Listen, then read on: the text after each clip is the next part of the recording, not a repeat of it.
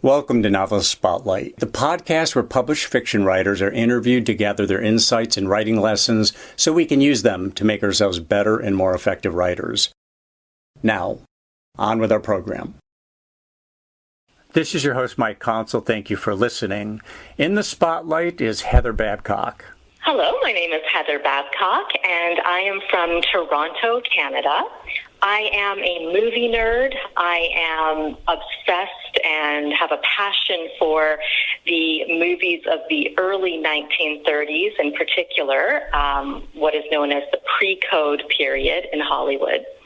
My debut novel, Filthy Sugar, was released with Inanna Publications in May of 2020.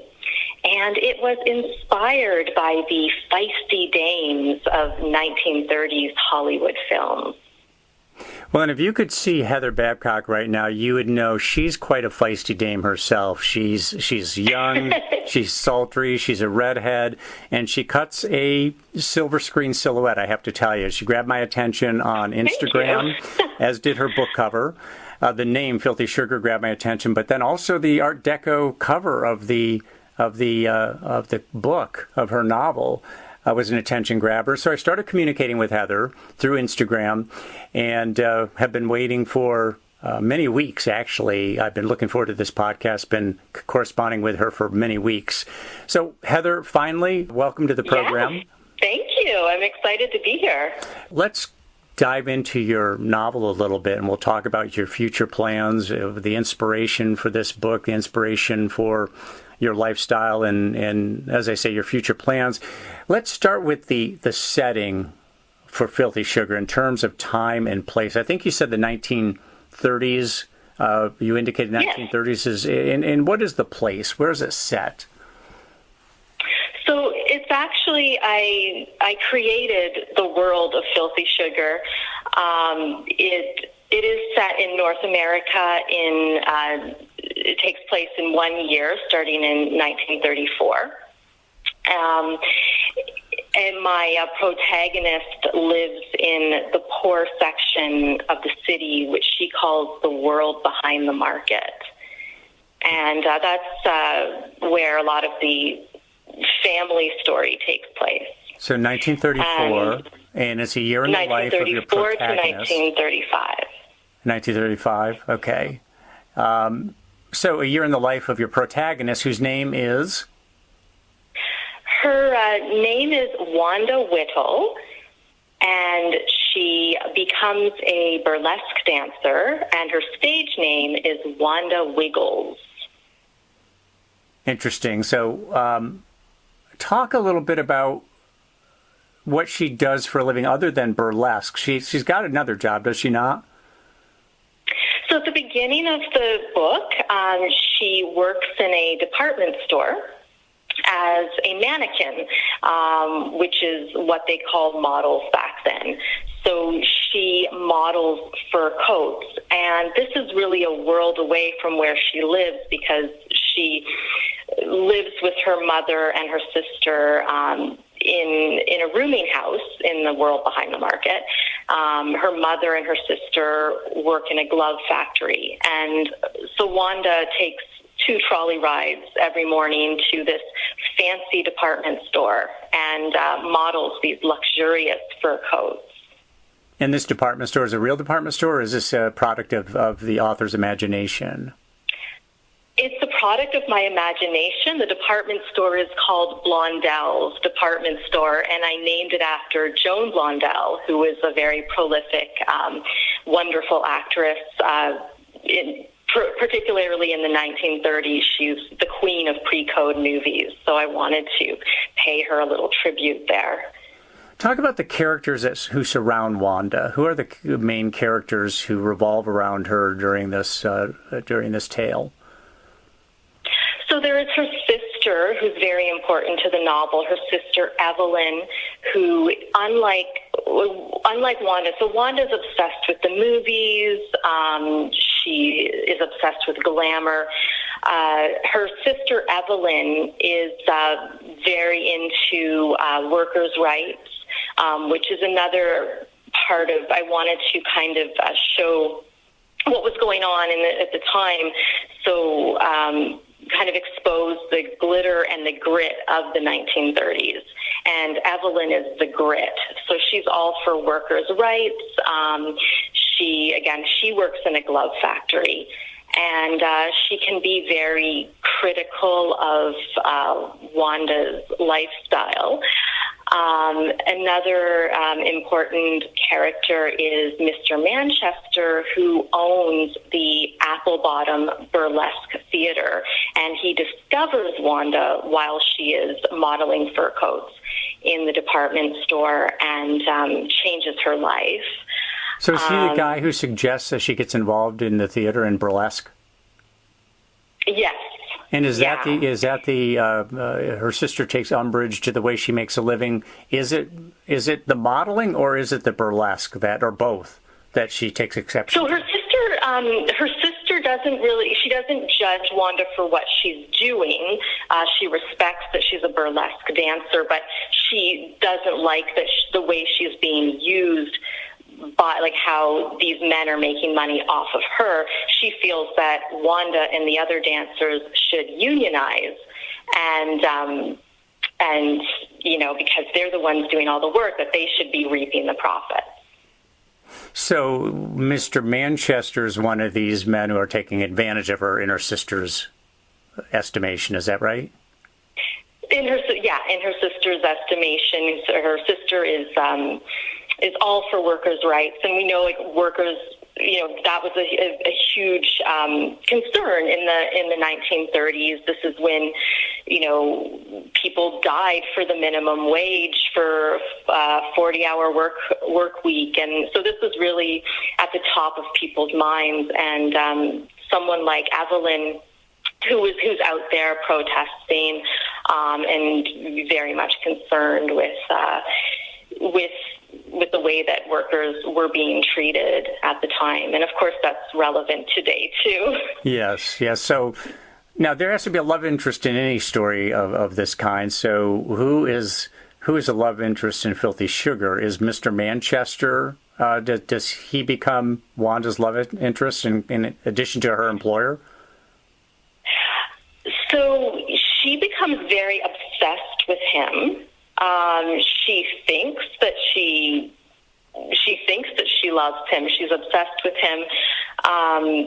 Wanda is very sexually free, without thinking about it, without putting a label on it. So she does have quite a few lovers in the book, and she does find love by the end of the book. It's not with someone who she pictured herself being with. My protagonist, she is bisexual, so who she eventually, I won't give anything away, but she does have lovers, both male and female, and she does find love at the end of the book. And she's at the Apple Bottom Burlesque Theater is where she's doing the burlesque shows. Yes, that's where she becomes Wanda Wiggles. Wanda Wiggles. Okay, so that's her stage name there. So, you say that among the people who have an impact on Wanda's life are cowardly boxers, shady coppers, dime store hoodlums, and painted ladies. A painted lady being a prostitute, is that right? I'm thinking of Elton John's song, Sweet Painted Lady. Are painted ladies That's prostitutes? Right, yes. It is, okay. Which also leads us to the title. I should have asked this earlier. Filthy Sugar. It's an intriguing title, but that phrase means something. I know you've told me before, but for our listeners' edification, Filthy Sugar means what? So Filthy Sugar means dirty money, and that's a slang that I made up for the novel. While I was working on the novel, I was constantly listening to 1930s music, watching films from the early 1930s, reading books from the 1930s. So I was really immersed in that time period, and what really struck me was how much fun people back then were having with language.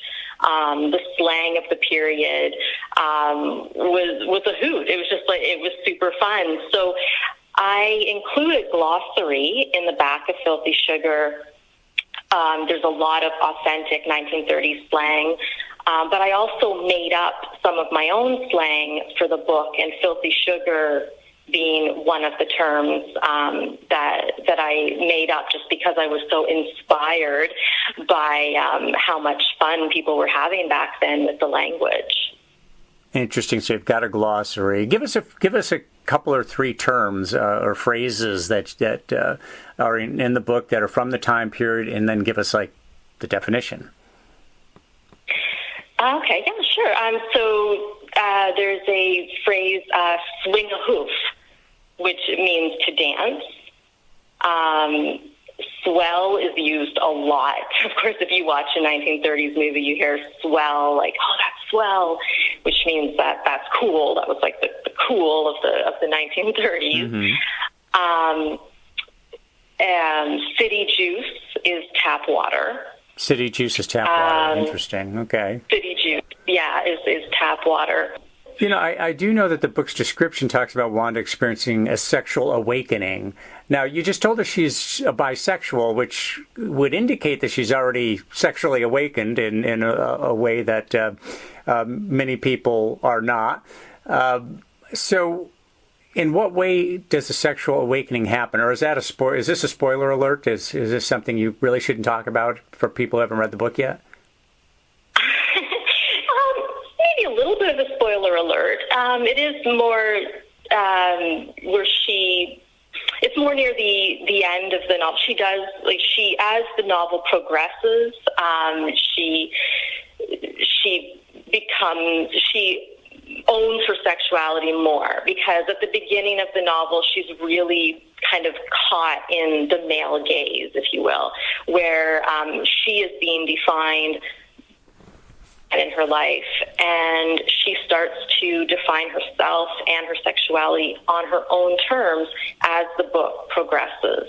Okay, so let me ask you about autobiographical elements to this, because you're into movies, Wanda's into movies, she's quite the dresser, you're quite the dresser, I know that from the images on your website and also in Instagram. So how much of this is autobiographical? I know authors get asked that all the time, and to some extent, any novel's got autobiographical elements to it. But it does sound a little bit memoirish in that it plays to your passions, at least some of your passions.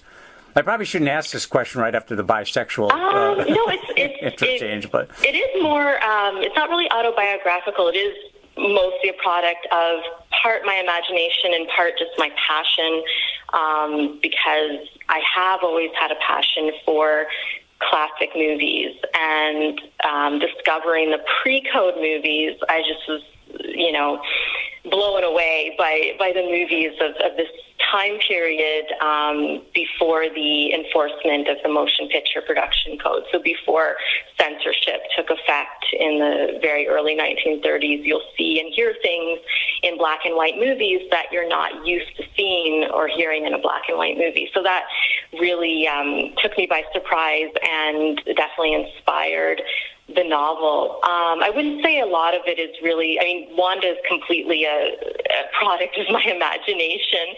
I wish I could be as fearless as she is and as outspoken as she is. She might be who I want to be. She just really just does not care what other people think. Just says whatever she wants, does whatever she wants, and she's to me inspiring that way. Is she a likable character? Not. Do you think readers will see her as a likable character? She is okay. I don't. She wouldn't be in a Hallmark movie. I wouldn't call her a likable character. She definitely is a little too hard for that. I think she's hard-boiled, to use a term from the period. She's a hard-boiled dame. So she's probably more like, and she's definitely inspired by a character that Jean Harlow plays in a movie called Red-Headed Woman, where she's this very selfish, hedonistic character who's funny too, and definitely I wanted, not that I don't think Wanda is completely selfish, but she can be selfish, as I think we all can be. So definitely I didn't write her to be, a perfectly likable young girl. She's a little feisty, definitely rough around the edges, I think. So she's a redhead, you said, is that right? She is a redhead, yeah. So she's a redhead, you're a redhead. She has a passion for the movies. You have a passion for the movies. Yes. So I guess there could be some biographical elements in that. She's a very sharp dresser. And now you live in Toronto, which is a beautiful, clean city. You're not what did she call it? She lives behind the market or something. She calls where she lives the world behind the market. The world behind the market. Okay. Well, Toronto's not like that. I know you live in much better climes than that. Parts of Toronto are like that. Yeah, the parts that you don't trade in, I'm sure. But talk a little bit about your passion for classic films. I mean, you even like the old silent films. Is that right? I love silent movies, yes. We're lucky in Toronto that we do still have a lot of old theaters, and like theaters that have been around since the 1900s, and a lot of those theaters will still play silent movies, which is really cool. What got me in, or who got me into classic movies was my dad. He was born in 1931, and the first movie that he ever saw in the theater when it first came out was The Wizard of Oz with Judy Garland. And I just think if you have a choice of what your first movie ever is going to be, I think you're pretty lucky if it's The Wizard of Oz. Mm-hmm. So I know for him, he had, he didn't have a very easy childhood. His dad was schizophrenic, and that, of course, back in those days, like, that wasn't something you talked about. So his home life could be rather difficult, and I think he escaped to the movies, and then eventually escaped to the Navy and joined the Canadian Navy. But so the movies were always very important to him, and the movies became important to me too, and it was something that we could share. When I was a teenager, I went through the typical teenager phase where I was pretty difficult, and I think the way that he found he could communicate with me was through the movies. I remember one Christmas he gave me a bunch of VHS tapes of Audrey Hepburn movies like Breakfast at Tiffany's, Sabrina, Roman Holiday. I think he just knew that I needed some Audrey in my life. And and one of my favorite memories of when I was a teenager with my dad was I would go to the movies a lot by myself. I was a loner as a teenager. And I remember one afternoon, he said, well, can I give you a lift? Because I was going out, can I give you a lift somewhere? And I said, yeah, I'm going to the movies. And he said, well, do you mind if I come with you? And I was like, okay. And we saw Muriel's Wedding together. And I can't remember how old. I can't remember how old I was, but I was a teenager. And I just remember,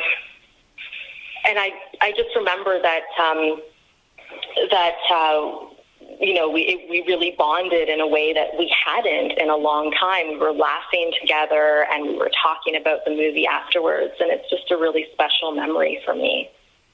Now, you are an only child or not?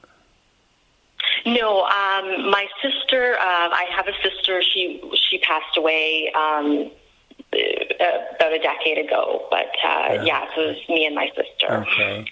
The reason I ask is because you said you were a loner, and what made you a loner, do you think? I don't know, I just really liked spending time on my own, and I would skip school to go to the library and just read books. or again, go to the movies. I think a lot of writers are loner. I mean, Pardon? a loner. I think a lot of writers are loners in that they like to be in their head a lot, which means, and to be in your head, you need to be away from people because they end up talking to you and kind of disrupting that silence that a writer generally values to really contemplate what they want to write about next, or just spending time in their own head. I mean, that's kind of common. Why silent films? Because I think a lot of people would figure a silent film, that's such a huge element that's missing. There's no dialogue. You've written a novel and plan to write more, and which has everything to do with communicating in words. Talk about the appeal of silent movies. So silent movies, they're not missing sound any more than black and white movies are missing color. Silent movies are an art form upon themselves, and they are there's a lot of communication in silent films. It's done with title cards, with gestures, facial expressions, particularly the eyes. There's an actress from that period, Louise Brooks, another Clara Bow, and they were just able to communicate this wide range of emotions just in their eyes. It's really incredible. And I think anyone who hasn't seen a silent movie really should, rethink it and should check them out. I think they'd be surprised because they're quite emotionally engaging.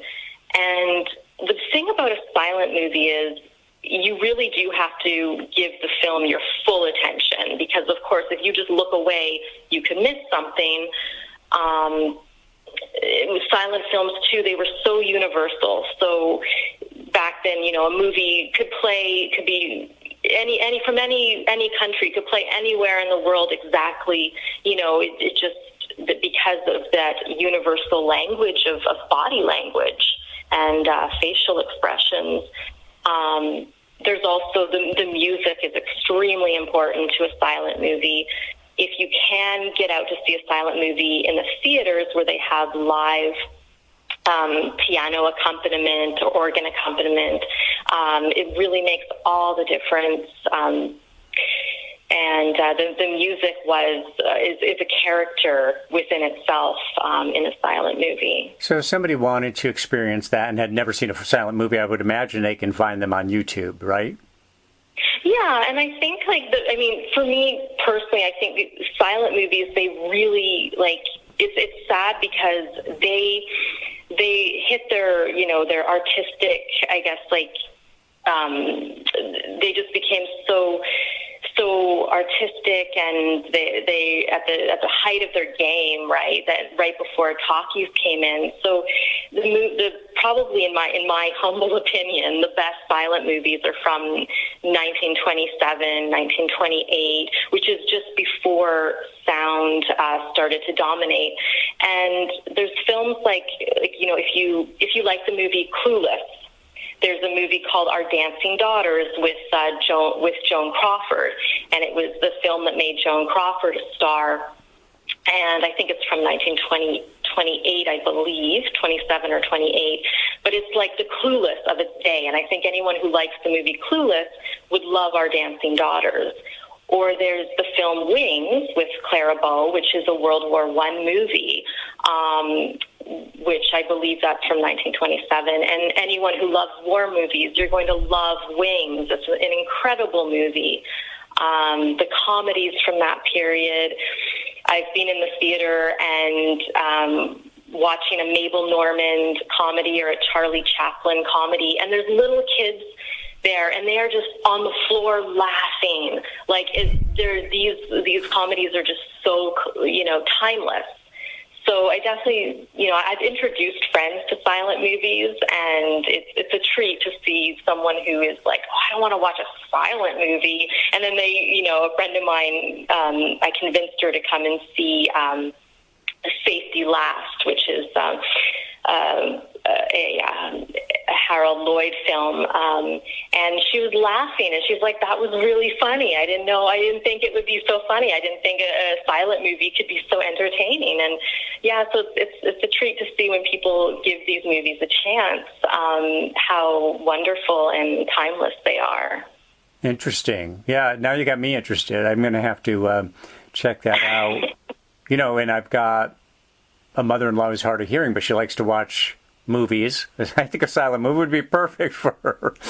Yeah, there you go. Definitely. Yeah. Now listen, you've started a novel writing career, but you love movies, and they go hand in hand, but why novels rather than movies? Or are your aspirations broader than just novels? Are you also thinking in terms of writing screenplays for the big screen, Oh, that would be amazing. It is something it's not something I'm pursuing right now. It is something that I am thinking about. I'd love to study film history. I mean, I've been doing so on my own, but I'd love to, actually, do it more professionally study film history. Yeah, and and maybe write a screenplay that one is day. something I might pursue in the future. At the moment, not at the moment, but in the future that might be. I recently spoke at the Vintage Film Festival, which is in Canada, in Port Hope, Ontario, and that was a lot of fun. And I was talking about the woman of pre-code gangster movies. So that was a real treat. Talk about your decision to write Filthy Sugar. What inspired it? So a couple of things. So I knew that I've always been a fan of burlesque. There used to be not so much, well, I guess there probably still is now, but things were, slowed down because of the pandemic. But in Toronto, I've seen some burlesque shows.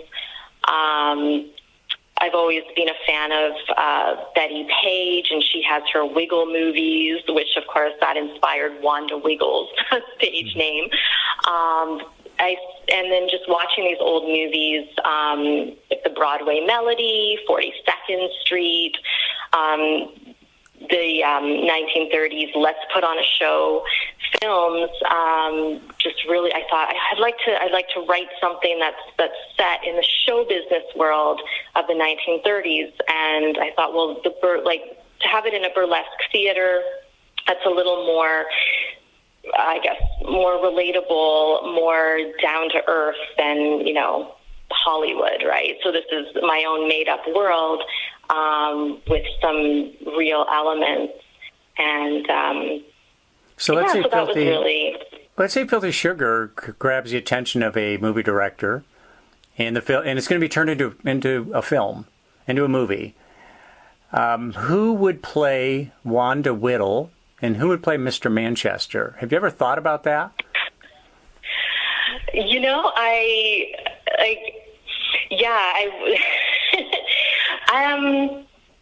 John Hamm would be great as Mr. Manchester. Oh, yeah. Yeah. I'm totally on board with that. He'd be perfect. What about totally. Because I'm thinking maybe Jennifer Lawrence. I think a newcomer would be probably better, because she is 19, so probably would have to go to a newcomer. I can't really think of anyone right now. I mean, certainly she was inspired by Jean Harlow, Joan Crawford, these actresses of the day. But but definitely Mr. Manchester, John Hamm. I totally see that. So now your dad was an inspiration for your love of movies. What were your early literary inspirations? So many. So since I was 3 years old, since I was 2 years old, actually, I've been going to the library, and, some of my early, I think every redheaded Canadian girl will say Anne of Green Gables, and that's definitely one of my favorite books. But as I got older, I discovered the work of Hubert Selby Jr., who wrote Last Exit to Brooklyn and Requiem for a Dream. Requiem for a Dream, which really had an effect on me, just as a human, just on my life, had this effect. And I think anyone who, I would recommend that book to anybody. The books of Toni Morrison, such as The Bluest Eye, that's another incredibly powerful book that just to this, I read it over 10 years ago, and to this day I think about it just just a lot. And I do hope to one day I would strive to write anything that was a quarter as powerful as either of those books. I mean, those are the kind of books that just make you want to be a better human being. And so I've always, even with lighter books too, I always love the way that I could be going through something and maybe I could pick up something that, unlike the books I just mentioned, but would be, lighter books that would be considered more fluffier or whatever, but could just help me escape. And that's just something really special because, when you're reading a book, you're in your own world, and it can take you away from what's going on in your real life.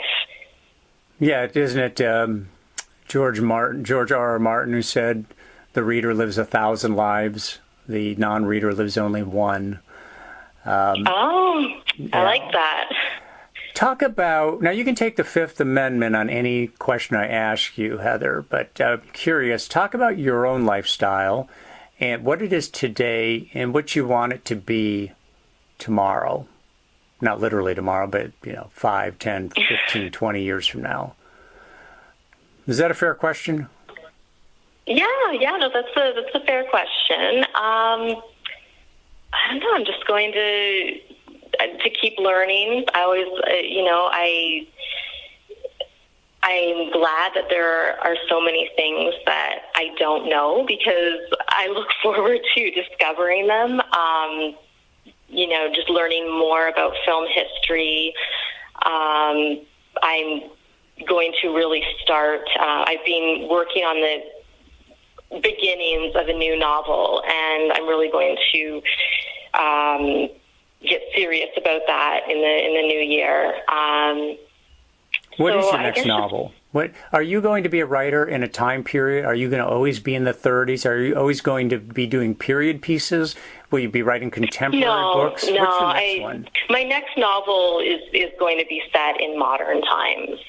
And it's probably, from what I've been working on so far, it's probably going to be a bit darker than Filthy Sugar to write, and I hope it's fun. I've been told it's a lot of fun to read, so but my next novel will probably be a little more darker, I think. But I can't say a lot about it yet because it's still in its baby stages. Would you do you know, was your protagonist going to be a woman again? Is it going to be an interesting? Oh, yes. Okay, an interesting and free-spirited woman, perhaps, or maybe a little bit devious, since it's going to be darker, or she's going to have devious people around her. Obviously, yes, you don't want to give away too much right now. Let's talk about your social media strategy, or whether you have a social media strategy. You are on social media. You post regularly, and would you say you have a strategy, or is it just that you're active there? I guess I would just. When Filthy Sugar came out, it came out in May of 2020, which was right, just a couple of months, or less than a couple of months into the pandemic, at the very beginning of the COVID-19 pandemic. And I, before that, both myself and my publisher, everything was we were planning in-person events. And that, of course, changed everything. And I realized that I needed to become, I already had a Facebook, I had a Tumblr, but I realized I needed to become a lot more active on social media because everything moved online. So I joined Instagram, and I'm very thankful to Val Fullard, who is the designer of my book cover with Inanna Publications. She did such a great job, and I'm so thankful to her because that cover is so photogenic, and it looks great on Instagram. Mm-hmm. So I was able to, have some fun. There's different, like discovering the different hashtags on Instagram, like on Wednesdays we read pink, and Filthy Sugar is pink. So a lot of times on Wednesdays when I was promoting it, I would, post something on Instagram on Wednesdays. On Wednesdays we read pink, and I'm lucky that the book has a lot of, it has a lot of particular, like there's the 1930s angle, there's the Hollywood stars angle, that kind of thing that I could post about. And I have, I've had people that I don't know, who I just met through Instagram, who would suddenly post and like that they bought the book, and like they would post a picture of themselves holding the book or something. I'd be like, wow, that's cool. Like that was just through Instagram. So definitely it was really helpful to me. Good to hear. So the Historical Novel Society called Filthy Sugar an extremely sensual work of art. Themes exquisitely written by Heather Babcock. The characters are real and raw. Do you think that characterizes the book well? I mean, were you shooting for the sensuality? I love that review. I was so happy when I read. I mean, of course, being when you get a review like that, it's just so wonderful. And the woman who reviewed my book for the Historical Novel Society, she got it. Like, she really got what I was doing, that combining the glitter and the grit of the 1930s. And I really appreciated her thoughtful review very much. What was the hardest part about writing Filthy Sugar? Was there any element to the whole writing process or telling the story that you found to be particularly difficult?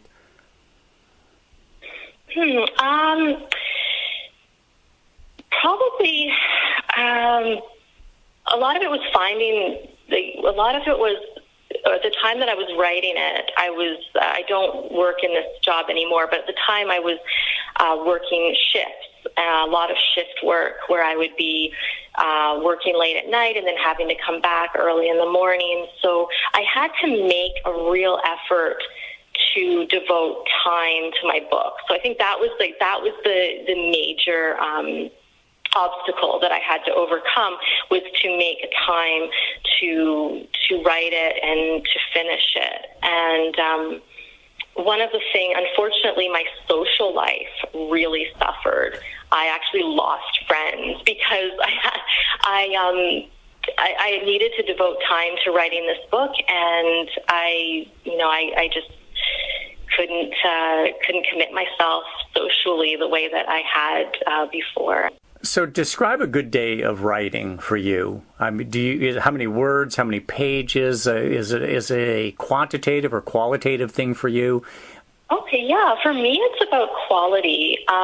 So a great day could be, I wake up with a line. A lot of times that's how I'll start it. I'll think of something, just a line, and it will just set me off, and I'll start writing. And it doesn't have to be a lot of pages for me. I mean, I think it's a successful day for me is if I write a paragraph or a page that I'm really happy with. I don't really judge it by like how many words I wrote that day or even how many pages.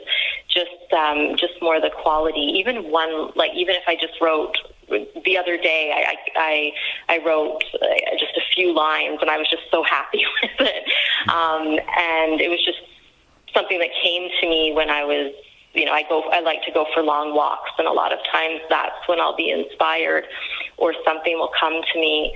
And, so that's really it. Or, I love writing outside. I just feel that writing can be a very spiritual thing. So as corny as that sounds, but just being out in nature, just really helps me to feel more connected with my work. And I always write my first draft with pen and paper, and then I do the editing on the computer. But first draft has to be pen and paper. I could never do it any other way. Why is that? Is there a particular reason? Is there something that you can put voice to? I don't know exactly. I've always been that way, but I think I just feel more connected, and it feels more organic. Another bonus is that, I have the proof that, like, if I write something and then I cross it out, and then I write something else, and then I'll write something else and cross that out, but then I can go back and look at what I crossed out and be like, hey, that actually worked the first time.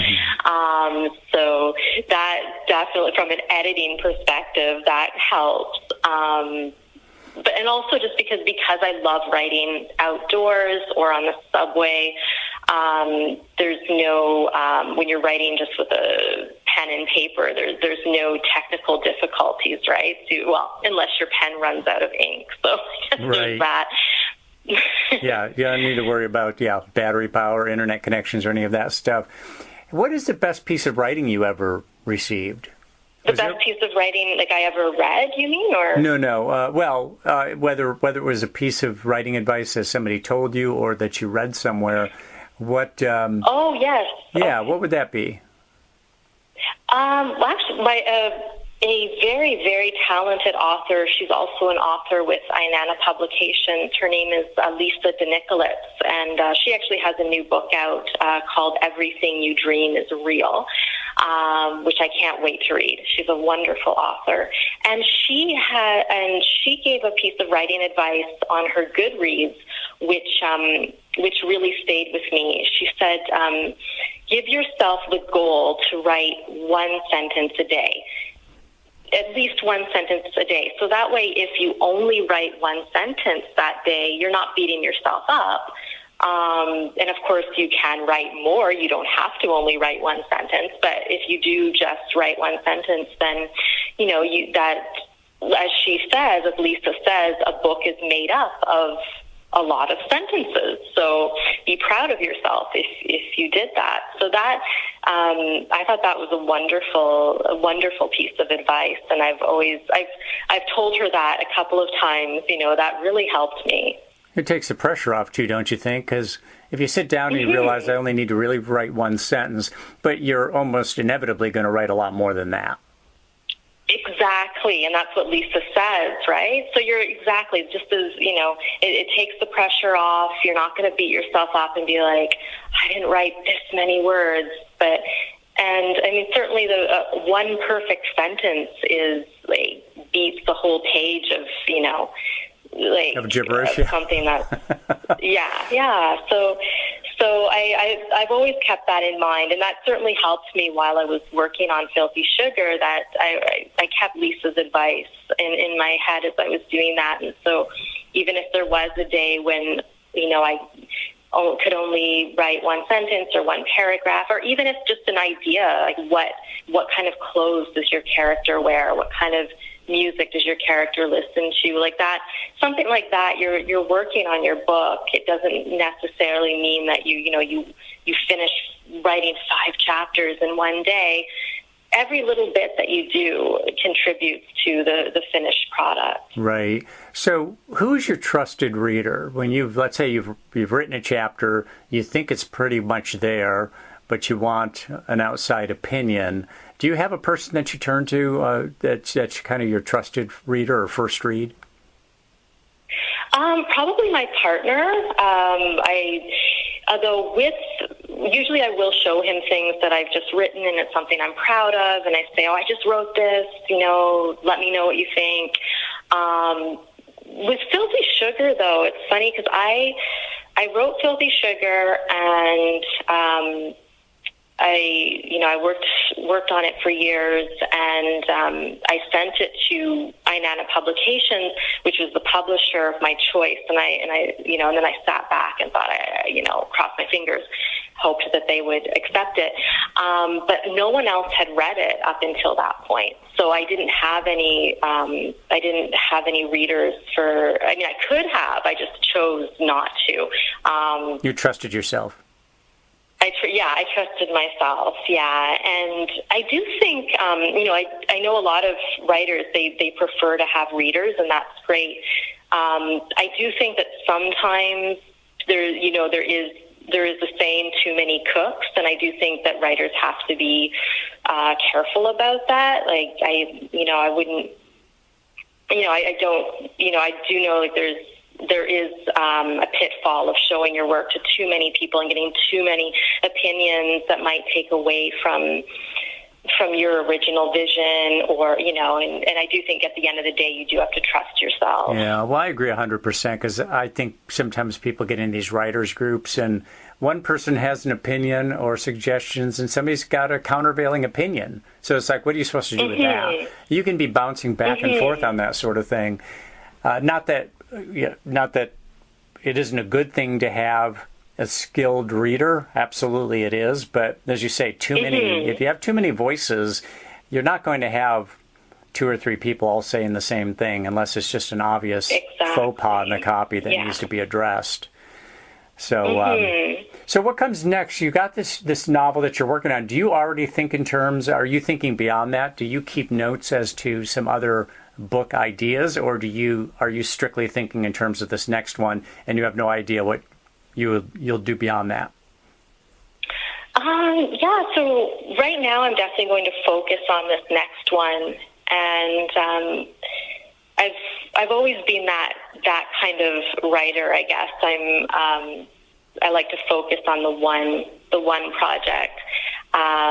When I'm at work in my day job, I have to do a lot of multitasking, but in my writing, I'd rather just keep it focused on and do you not sometimes read a book, though? Do you not sometimes read another novel and then think, I really like this approach and I want to do something like it, and then there's an idea and you go ahead and you salt that one away for future? I can see that. I can see that.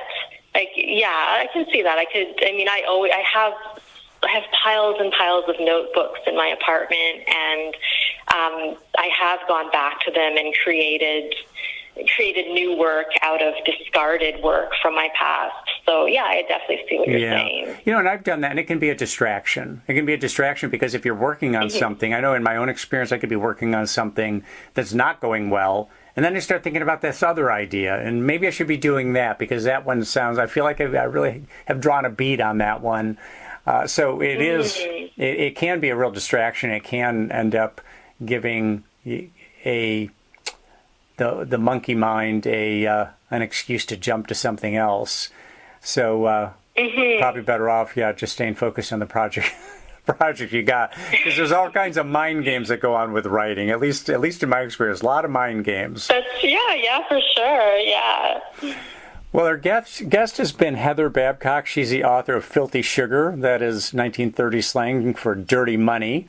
Heather, thank you for taking the time. Congratulations on the book, and I wish you best of luck with your next one, which you expect you're going to start writing it in earnest, you said, starting with the new year. Are you figuring what's your timeline on that? Are you figuring, I don't know if you do New Year's resolutions, but maybe your resolution is to have it completed by the end of 2023. Is that realistic? Or do you write fast enough to get a book done in a year? No. I did with Filthy Sugar, I actually did give myself a timeline. And that's because of the job that I was working in. I had to make the time with the shift work and everything, and I did give myself a timeline. But with this book, I think with a lot of people, the pandemic really changed me, and I realize now, you can't really plan for anything, and I'm just going to go with the flow. So how did it change you? Pardon? How did it change you, the pandemic? Just I'm a lot more easygoing now, or at least I like to think so. I used to get really hung up on deadlines and that kind of thing, and now I realize like things might not work out the way that you expected, but you just go with it and you just take another path. So, gotcha. If I'm lucky that I finish my book at the end of 2023, that's great, but it might take me 5 more years. It might take me 10 more years. I don't know, but I'll just go with it and see where it goes. How long did Filthy Sugar take from start to finish? So I started writing Filthy Sugar in the fall of 2015. And I finished it. And sent it off to Inanna Publications in December of 2017. Okay, well, a couple years there, right? Did you say 2015 to 2017? Okay. Well, the great Tom Wolfe he was on a timeline where he was doing a novel every 11 years. I mean, so. Wow, yeah. I mean, he took a lot of time to write those books. They were great, but they were time consuming. They took a long time to get them done, and he had the luxury of being able to spend his full time writing his books. And there's many authors who are that way as well. It takes years for them to turn out a book. So again, our guest has been Heather Babcock, and Heather, I wish you best of luck on the new one. And thank you. I'll look forward to staying in touch with you on Instagram. I appreciate you coming on the program. Me too. Thank you so much, Mike. I really appreciate it, and I had a great time.